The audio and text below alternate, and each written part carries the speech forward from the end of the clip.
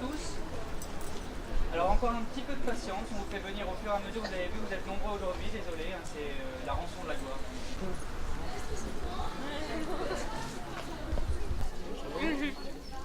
Madame. Mesdames et messieurs, bonjour à tous et donc bienvenue au Théâtre des Bleus de Bar. Donc nous sommes très heureux de vous accueillir aujourd'hui en cette journée du patrimoine, tout en sachant qu'il faut savoir que c'est la première fois depuis 40 ans que ce théâtre ouvre ses portes, puisqu'il était donc fermé. Je vais donc raconter la suite de cette petite histoire juste là-bas, je vous laisse me suivre. Faites surtout attention aux marches, elles sont glissantes. Oui.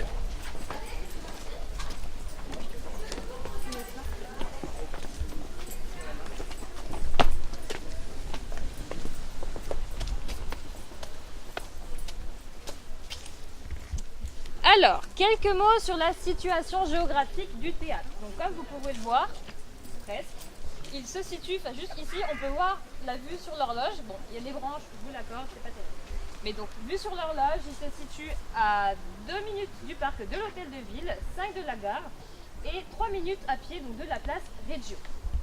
Donc, pour le théâtre, comment on y accède? Déjà, l'entrée principale se fait par l'entrée en bas des escaliers que vous avez emprunté il y a quelques instants, tout simplement. Donc l'avenue du château traverse ici. Ensuite, l'accès des décors et l'entrée des artistes se fait par la rue du Roi, qui se situe, juste sur le côté où vous avez attendu quelques instants, je pense, dans la rue. Ensuite, on accède à ce petit parking juste ici par la rue Monseigneur Aymon qui se situe là-bas et l'impasse des Bleus donc qui permet d'arriver ici, tout en sachant que ce parking sera notre futur accès à personnes à mobilité réduite. Donc maintenant l'explication du bâtiment pour vous expliquer. Donc tout en bas au rez-de-chaussée se situe l'accueil et l'orchestre qui est donc aussi le parterre. Ensuite au premier étage vous trouverez le premier balcon, donc le foyer, le bar, aussi l'endroit où on se retrouve pour l'entracte. Au deuxième étage que vous pouvez voir juste ici, donc avec la bannière souvent notre théâtre, c'est ce qu'on appelle le poulailler et le fumoir. Et enfin le troisième étage, c'est le bâtiment en briques que vous voyez ici, que l'on ne visitera absolument pas parce qu'il n'y a pas d'accès et donc pas sécurisé du tout. Maintenant, un petit mot sur l'histoire du théâtre. Donc l'histoire du théâtre est mouvementée. Son créateur, Claude Marcel Mayer, était un commerçant à Bar-le-Duc et ses parents étaient originaires de Bussy-la-Côte où il repose aujourd'hui. Il était donc passionné de théâtre, il produisait déjà des spectacles au Théâtre des Oiseaux et il acquiert ce terrain en 1900 qui était alors un pensionnat de jeunes filles. Monsieur Mayer. Oui, je suis là. Monsieur Mayer. Je suis là, je suis là. Monsieur Mayer. Excusez-moi. Monsieur Mayer. Ah, excusez-moi. Excusez-moi pour le retard, franchement. Je suis vraiment désolé. Je vous en prie. Alors, c'est ici, monsieur Mayer. Exactement. Tout le terrain m'appartient, y compris cet immeuble. Et c'est là que vous allez construire mon théâtre. Ici, là, présentement. Tout à fait. Alors, justement, j'ai commencé à y réfléchir. Vous avez bien compris ce que je voulais. Mais bien sûr, un petit Châtelet. C'est ça. Je veux un théâtre à l'italienne, entre 4 et 500 places, avec 2 balcons, des lumières, beaucoup de lumière, un joli foyer au premier étage, une belle et grande scène, avec pour y accueillir de grands spectacles, des petites loges, des escaliers. Ah oui, alors sur les toits, moi je vois bien des terrasses avec des colonnades en pierre tout autour, avec une vue sur la ville de Bar-le-Duc. Ce serait superbe. Oh, très bonne idée, mais je vous fais confiance, vous avez l'habitude. Oui, non mais habituellement je suis plus dans les travaux publics, vous savez. Ah ah. Oui, non mais ce sera mon premier. Ne vous en faites pas, ayez confiance. Je suis sûr que dans 116 ans, il sera encore ici. Alors, ne lésinez pas sur les fondations, mon vieux. Alors justement, je pensais qu'on pourrait le faire en béton. Ce serait novateur, non? En béton? C'est ce qu'il y a de plus solide, vous savez. C'est bien ça? Mais c'est nouveau, monsieur Mayer. Alors si c'est nouveau, Et concernant le premier versement, vous pensez l'effectuer quand? bientôt, très bientôt. Ne vous inquiétez pas. Mais bientôt quand, monsieur Mayer? Mais vous ne pensez qu'à l'argent, Morel. Vous en avez parlé à monsieur le maire. Monsieur le maire adore le théâtre. Il va adorer ce projet. Voyez-vous, je veux faire quelque chose de très différent du théâtre des oiseaux. Tous les Parisiens se presseront au nouveau théâtre. Et le monsieur le maire, vous le connaissez bien. Enfin, nous sommes amis. Ah ah. Sur Facebook. Sur Facebook. Allez-y, suivez-moi, faites attention aux escaliers encore une fois.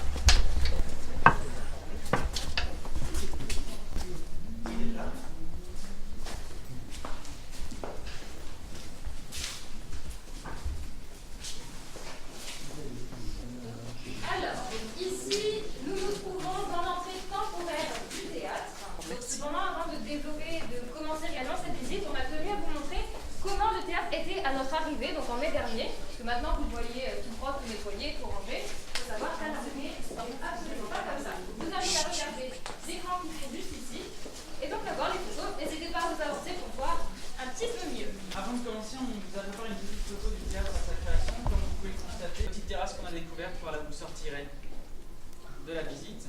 Là, c'est le foyer du haut qui était l'ancienne terrasse qui était recouverte, où il y a des petites balustrades en pierre. Là, encore une fois, c'était très très encombré. Et là, c'est la salle principale où vous pouvez regarder également, qui était vraiment, il y avait de tout. Il y avait beaucoup de détritus, il y avait de la pierre, il y avait du sable, il y avait du plastique, du bois, du fer. Il y avait vraiment de tout. Et vous pouvez voir aussi que sur cette photo, le théâtre, la scène est au même niveau que le parterre d'orchestre. Et en fait, les Bleus avaient fait ça pour faire une grande salle de gym. Parce que normalement, vous allez voir, là, on l'a remis dans la configuration d'origine, il y a un dénivelé pour les fauteuils.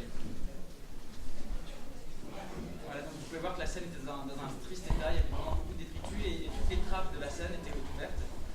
Voilà, donc tout avait vraiment été saccagé, on peut le dire. Voilà, donc là c'est l'endroit où il y a les fauteuils, vous allez rentrer dans quelques minutes. Et ça c'est la scène.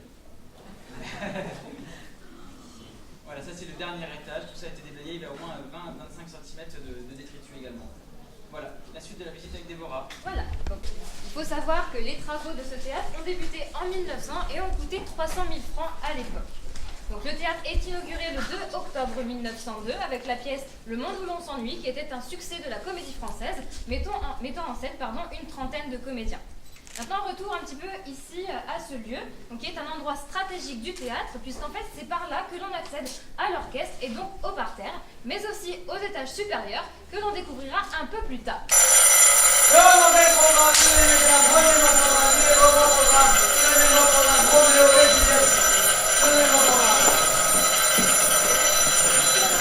On s'épêche, on se dépêche. Monsieur le directeur n'est pas les retardataires. Combien de places? Un adulte, un enfant, s'il vous plaît. Et les bonnes places, s'il vous plaît. Allez vite vous installer. Il me reste des programmes, prenez les programmes, ils sont... Bon, allez, là, on se dépêche un petit peu les derniers. Là, ça papote, ça discute, et ça va mettre 8 jours à s'installer. On voit bien que c'est pas vous qui payez les employés. Eh ben, c'est pas parce que monsieur nous paye qu'il va se ruiner, hein. Non mais dites donc, vous, si vous n'êtes pas content, vous n'avez qu'à aller travailler aux oiseaux. Ben, vous me faites un bel oiseau rare, vous. Bon, allez, on rentre là, dépêchons-nous. Et on s'installe en silence. Et on est allé pour ça. Asseyez-vous, n'hésitez pas, prenez place.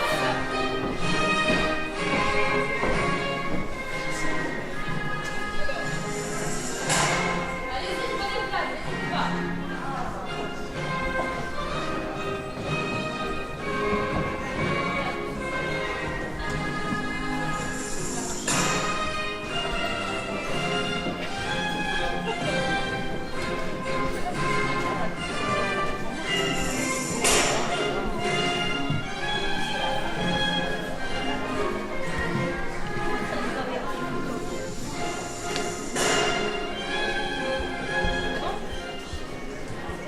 Alors, donc nous voici dans le cœur du théâtre. Donc pour vous présenter un petit peu les différentes parties, devant vous se trouve la scène.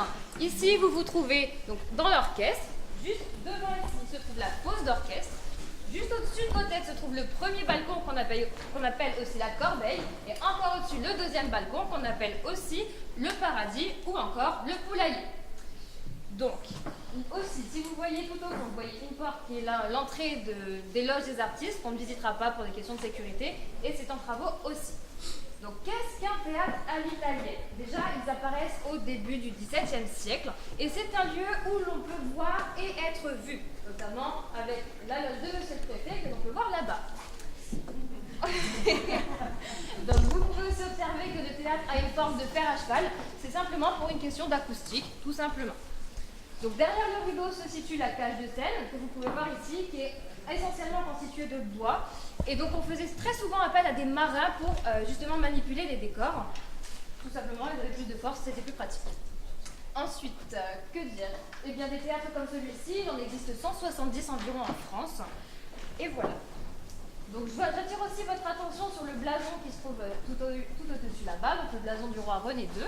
Et de part et d'autre, vous pouvez voir des feuillages, des fleurs qui ont été découverts lors du nettoyage du théâtre. Car il faut savoir que lorsque nous sommes arrivés, le cadre était totalement blanc, recouvert de chaux. Donc il a fallu nettoyer et là on a découvert qu'il était finalement vert émeraude. Donc aussi, on peut noter l'importance du verre, le cadre, les balcons, mais surtout le bord de scène en fer forgé avec des fleurs qui nous conforte surtout sur la présence de l'art déco au début du XXe siècle.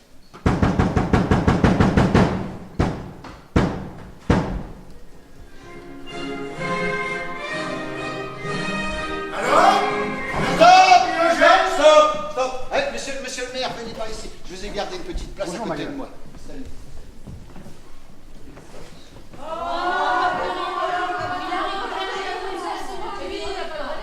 Parce que je suis le maire, le gentil maire. Et alors, le maire se met toujours devant. Un point, c'est tout. Ça pose un problème à quelqu'un? Non, on est bien d'accord. Merci bien. Ah, monsieur le préfet, je ne vous ai pas salué. J'arrive tout de suite. Mailleur, monsieur le maire. Pourquoi monsieur le préfet donne une petite loge au balcon? Parce que c'est le préfet, monsieur le maire. Et alors? Et alors, la loge du balcon, c'est la loge du préfet. Ça vous pose un problème, monsieur le maire? Pas du tout, monsieur. Pas du tout, monsieur le préfet. J'espère que vous voyez bien. Parfaitement bien. La petite aussi? Chérie, fais un petit coucou à monsieur le maire qui est en bas. Et elle est mignonne. Bon spectacle, monsieur le préfet. Bon spectacle, monsieur le maire. Merci, monsieur le préfet. Je vous en prie, monsieur le Quel magnifique chapeau, monsieur le préfet. Il vient de chez Bouillot. Mon sumagré là, et merci de le préfet, et ils sont un peu le même. Et parce que si on pourrait faire vite là, ça m'arrangerait. Moi je me les paye là-dessous. Le chauffage, faut penser aux autres. Que le spectacle commence. Ah bah c'est pas trop tôt, hein. Pour les payer. Ça, je ne fais pas dire.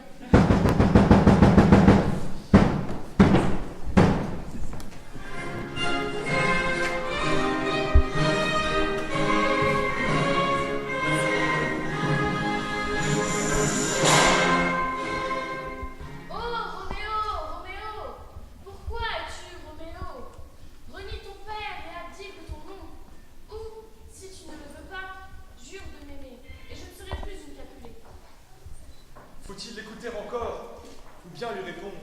C'est selon ça qui est mon ennemi. Roméo dit autrement que Roméo conserverait cette perfection qui l'éclaire. Oui, bah t'as qu'à parler plus fort. Oh, ma bien-aimée. Que votre... C'est quoi ce bordel? Moi, je suis pas dans ces conditions. C'est rien, hein. C'est rien, t'as fait me décapiter la bougie. C'est pas tout à fait bougie, viens me venir ici. T'arrêtes pas, bouge pas. Où est le directeur? On appelle le directeur. On appelle le directeur, c'est une vraie gamme, là, il est où le directeur?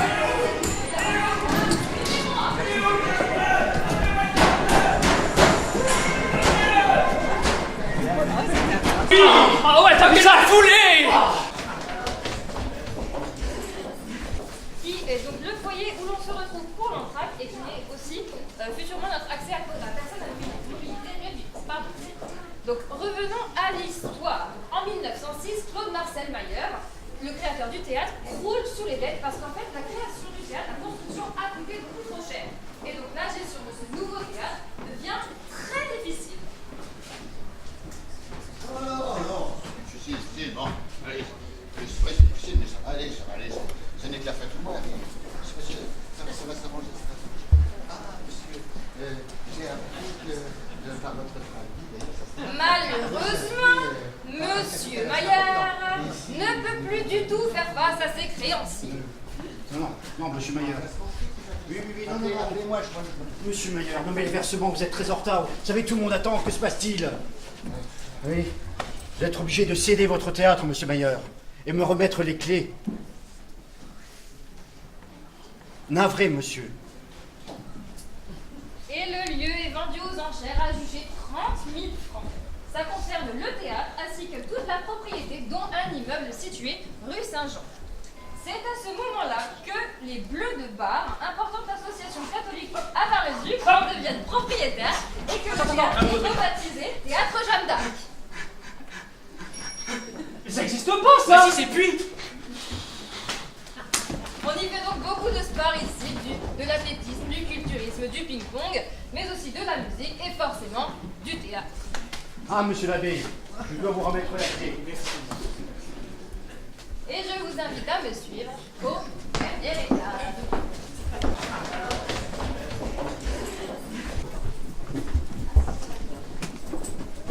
Bonjour.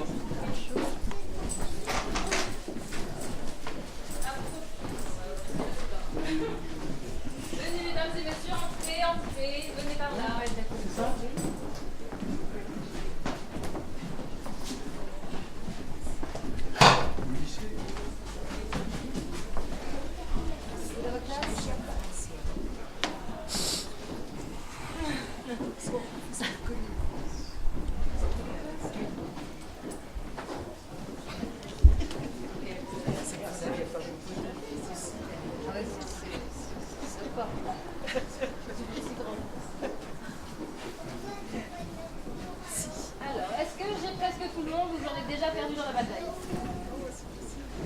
Oh bah j'espère pas quand même. Je le prendrai mal. Hein. Ça y est? Alors, donc ici, vous vous en êtes peut-être rendu compte, on est donc au 3e étage, le poulailler, le paradis. Donc c'était d'abord une terrasse. En fait, il n'y avait absolument pas de mur, pas de toiture.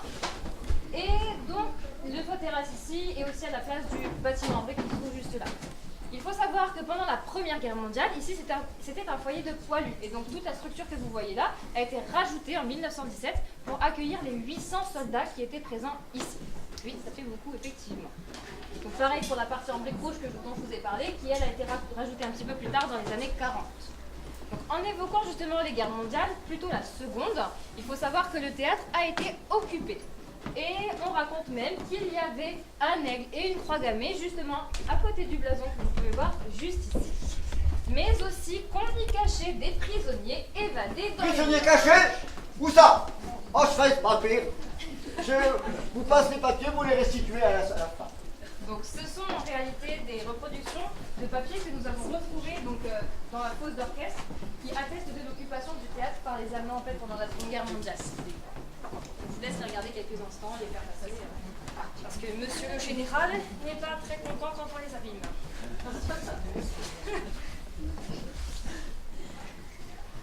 Alors.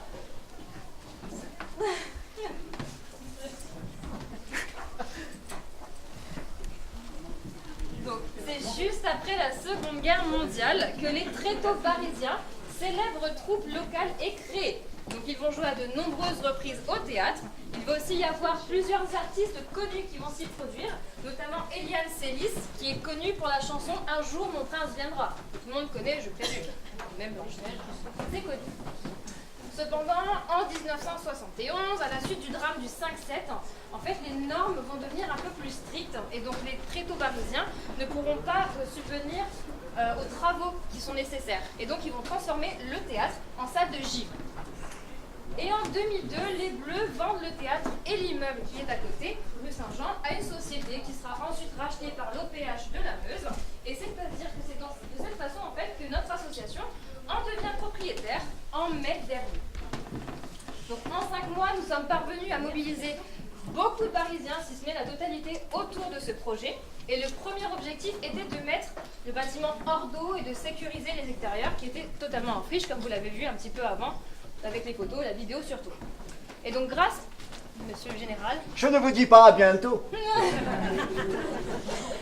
Grâce au financement participatif donc, il y a eu sur Internet, on a réussi à récolter environ 15 000 € en quelques semaines. Donc, un charpentier couvreur est actuellement en cours d'intervention pour justement réparer la toiture, remplacer les tuiles cassées et éviter les fuites si c'est possible. On a aussi pu installer l'électricité, notamment grâce à un compteur de chantier qui nous a été prêté, très gentiment. Et on a fait aussi intervenir un paysagiste pour justement défricher les arbres et mettre un peu plus de sécurité dans le jardin. Donc notre prochain objectif est de nous consacrer aux fenêtres, tout simplement pour avoir un théâtre clos et surtout couvert.